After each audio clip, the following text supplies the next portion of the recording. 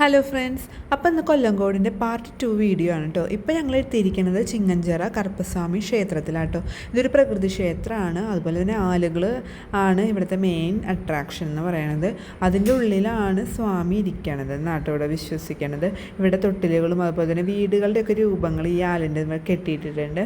അങ്ങനെ ഞങ്ങൾ അവിടുത്തെ ഇതൊക്കെ കഴിഞ്ഞിട്ട് അടുത്ത സ്പോട്ടിലേക്ക് എത്തി. അത് ചെല്ലഞ്ചേട്ടൻ്റെ ചായക്കടയിലേക്കാട്ടോ ഞങ്ങൾ എത്തിയിട്ടുള്ളത്.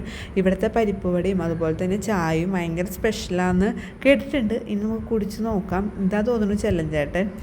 അങ്ങനെ ഞങ്ങളവിടെ ഇരുന്ന് കുടിക്കുകയാണ്. അധികം നമുക്ക് എഴുന്നേറ്റ് നിൽക്കാൻ പറ്റില്ല, അത് തടയും. അതുകൊണ്ടാണ് ഇരുന്ന് കുടിക്കുന്നത്. ഇതാണ് നമ്മുടെ ചെല്ലഞ്ചേട്ടൻ. അങ്ങനെ ഞങ്ങൾ ചായയും അതുപോലെ തന്നെ ഒരു പരിപ്പുവടയും കഴിച്ചു. അങ്ങനെ അവിടെ നിന്ന് ഞങ്ങൾ പോകുമ്പോൾ ഒരു അടിപൊളി ലൊക്കേഷൻ കണ്ടപ്പോൾ ഇറങ്ങിയതാണ് കേട്ടോ. നല്ല രസമുണ്ടായിരുന്നു ഇവിടെ കാണാനായിട്ട്.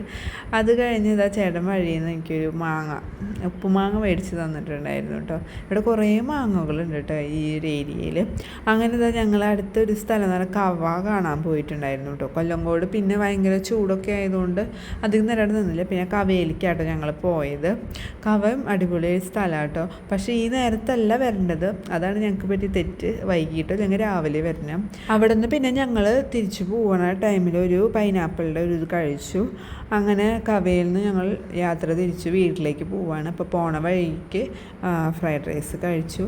അപ്പോൾ നമുക്കിനി അടുത്ത വീഡിയോസിൽ കാണാം. അപ്പോൾ നമ്മുടെ കൊല്ലങ്കോട് ഇത്രയേ ഉള്ളൂ കാഴ്ചകൾ. അപ്പോൾ ബായ്.